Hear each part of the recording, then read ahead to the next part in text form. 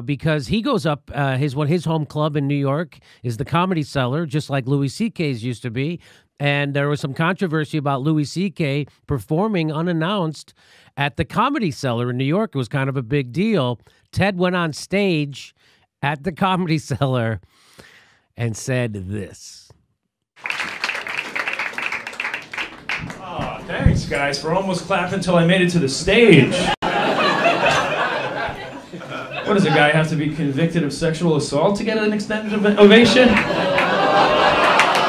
What do I have to do up here? Do I have to take my dick out? What do I have to do for you to cheer my arrival at the stage?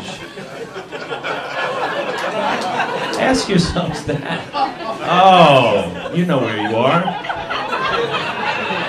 Don't you? You know where you are.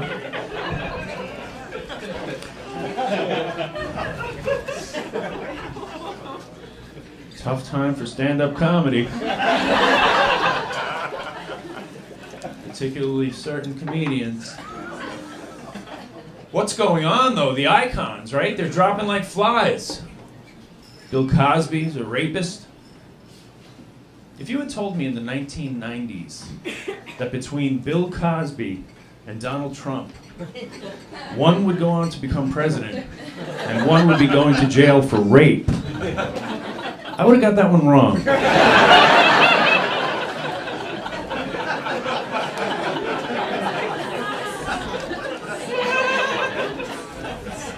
But what's with this PC culture? It's suffocating, right?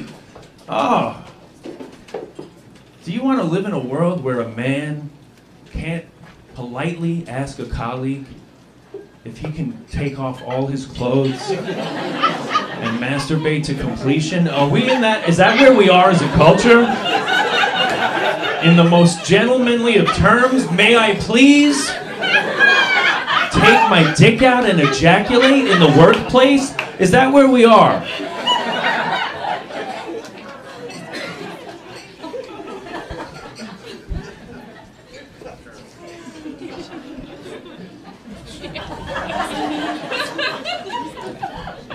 Look, there are mechanisms in place for justice, right?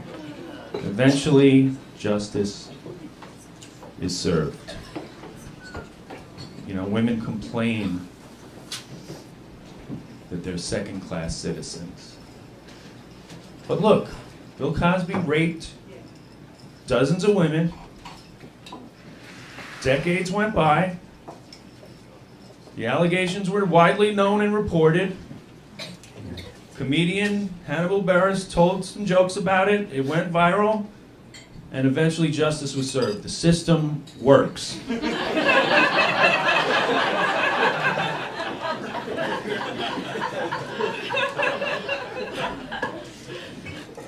The U.S. military has an epidemic of sexual assault and rape. People report it. It gets ignored. Why should the stand-up community be held to a higher standard than the United States military?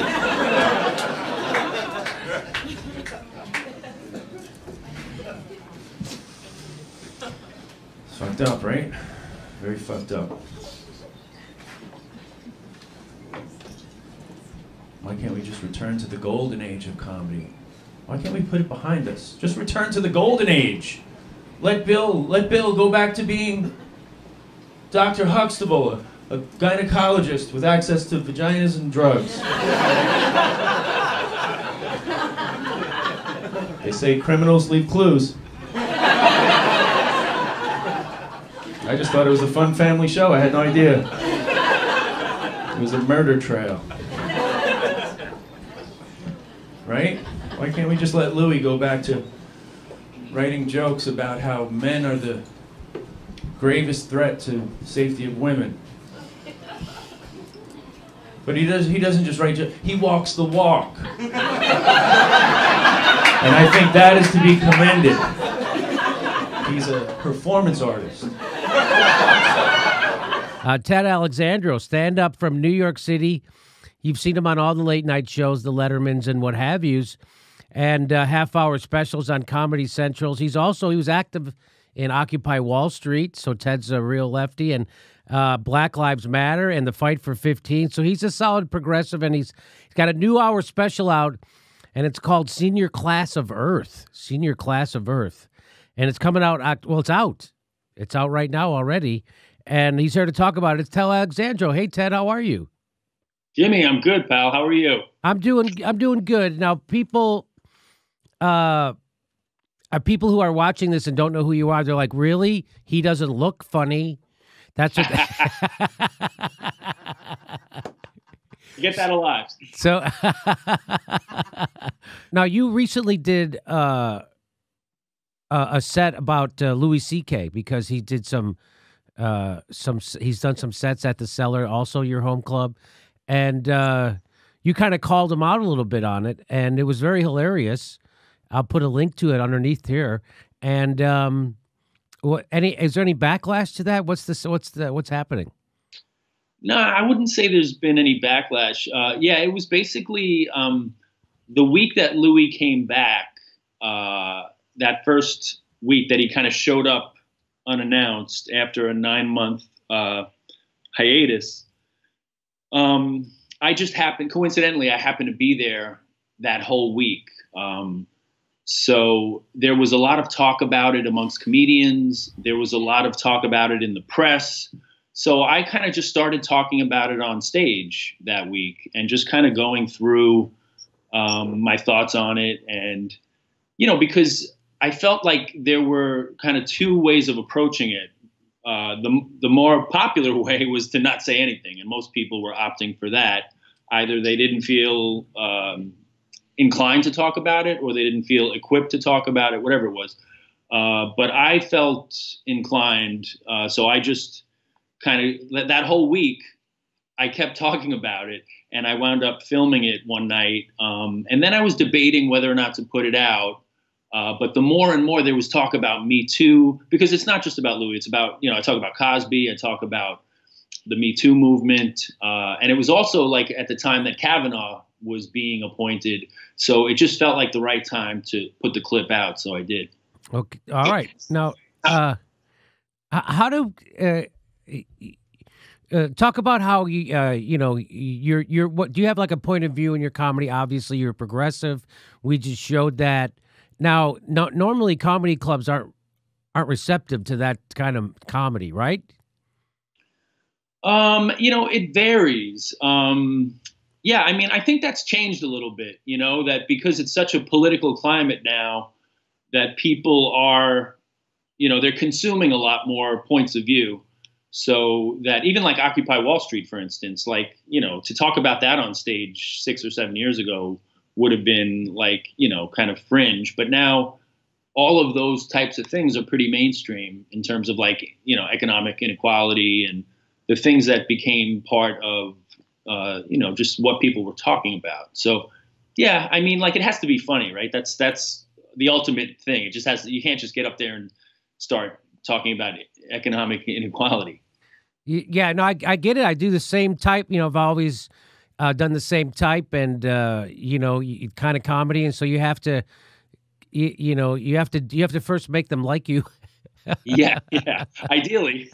Ideally. Now, what about Trump? So now I don't do many Trump jokes in my act because it seems like everyone else has it covered pretty well. And it always bores me to do what everyone else is doing. And so what about you? How do you handle the Trump?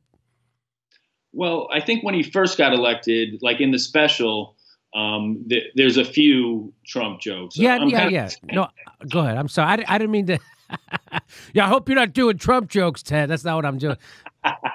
No, I know what you mean. Yeah, no, but at that time when the special was shot, it was so much on everyone's mind, so much on my mind, that there is some material about him specifically. But I do try to zoom out more, make it more about like the macro, what's going on.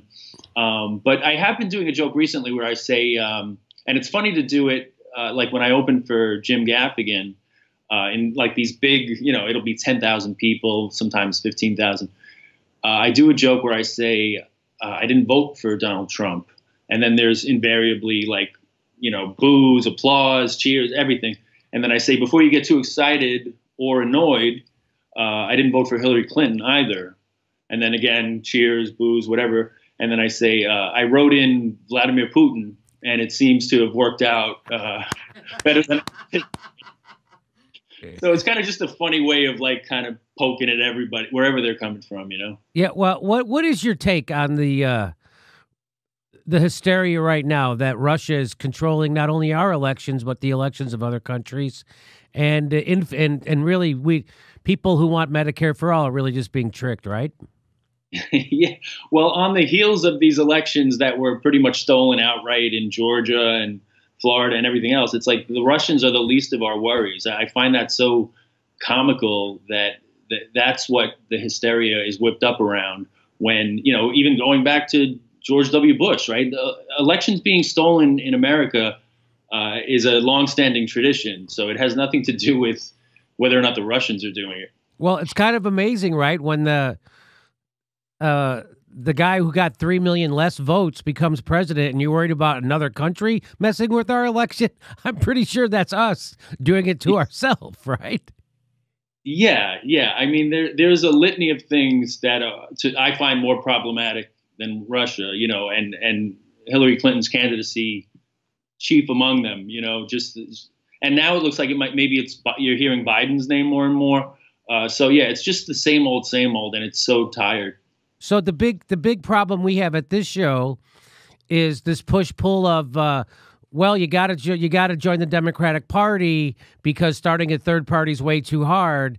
But if you join the Democratic Party, they immediately co-opt you, and so it's like what is that called? A catch-22, right? Right. Yeah, I don't know what the answer is either. You know, some days you just want to kind of detach altogether.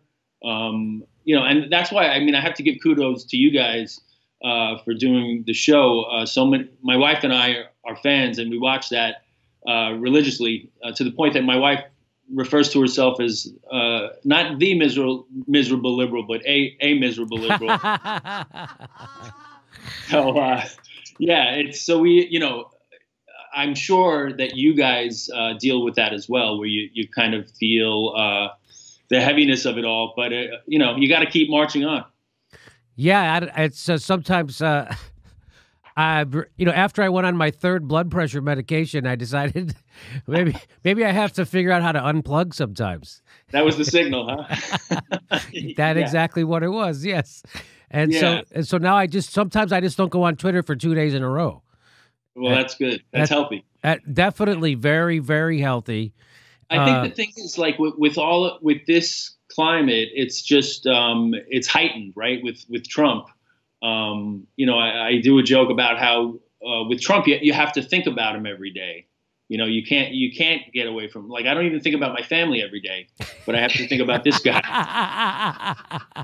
So that's part of it too. Is there's no escape, but you have to find ways. And if it takes blood pressure medications, then so be it.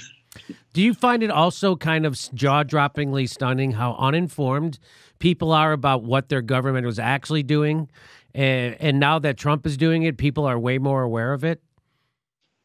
Yeah, that's a fascinating dynamic too, right? That all of these things become such horrors now that Trump's in the Oval Office. And they're right, it is a horror, but to have ignored it for the last 8 years or more, you know, it just kind of shows the contradictions in people. And hopefully they realize that it's not just because of, like, hopefully there's enough people that see, regardless of who's in office, this is kind of just the war machine. And again, as I refer to it in my special, we're kind of just always electing the next murderer in chief and putting a different brand on it, you know, depending on if we feel progressive, that it's a black murderer in chief or a woman murdering around the globe. You know, so it's a fascinating dynamic about how the rebranding of it can make us feel good or bad. And that's apropos today because they're burying George Herbert Walker Bush and giving him, you know, hagiographies, as they put it, in death. And he was a war criminal, and to get elected, he race baited just as bad as Trump ever did with the Willie Horton. Was there like a hologram? I thought that's what you meant. Do they have a hologram of him at the? No. Hey, a hagiography. No, you're making a joke, right? You know what hagiography is. I know the word, but I don't know what it means. What it means is that you actually you make someone into be an angel in death in your biography of him, in your eulogy. You give a hagiography. Yes. So, but for instance, people don't. So it's funny that people are starting to realize what their government has been doing all along because Trump does it. Like Trump starts to put immigrant kids in cages, and then people tweet out the pictures of the cages, and then we find out those were made by Barack Obama in 2014. You're like, we've been doing this all along, and then Trump gasses kids at the border, and then we find out that Obama gassed kids at the border too, and we say to those kids, you should feel privileged that you were gassed by the lesser of two evils. Right.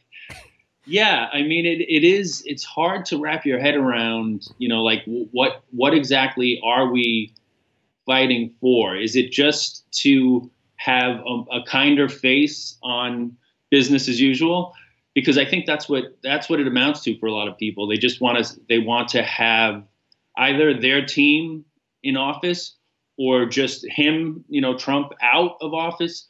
But the larger picture of like the things that are going on kind of continue uninterrupted regardless. So that's the bigger issue. And that's almost like too much to get your head wrapped around. Yeah.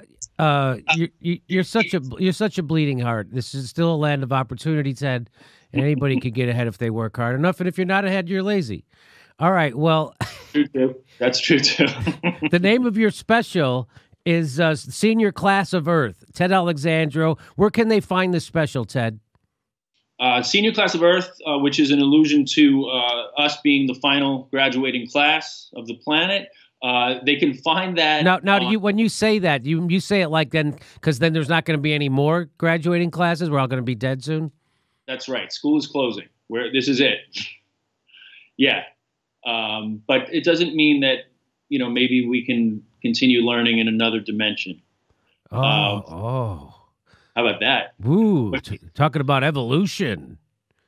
People can find the special at atcspecials.com or tedalexandro.com. I put it out with Bill Burr and Al Madrigal's company, All Things Comedy, which is the ATC in all thing in. Got you. Okay. Yeah, all right. And we'll put a link to it underneath here, tedalexandro.com. If you guys want to laugh and you have a progressive bent, he's the guy for you. It's Ted Alexandro. Thanks for being our guest, buddy. My pleasure. Thank you, guys. Our next live Jimmy Dore show is February 1st in Burbank, California. Go to jimmydorecomedy.com for a list of all our live shows, and please become a premium member if you can. Become a patron. It's the way we support this show because they're coming at us, and we give you bonus. We give you hours of bonus material every week. Check it out. Become a patron. And if you can, make sure you're still subscribed. They unsubscribe people every day. I know it sounds crazy. It only takes a second. Please make sure and click that bell when you subscribe so they'll send you a notice when we drop.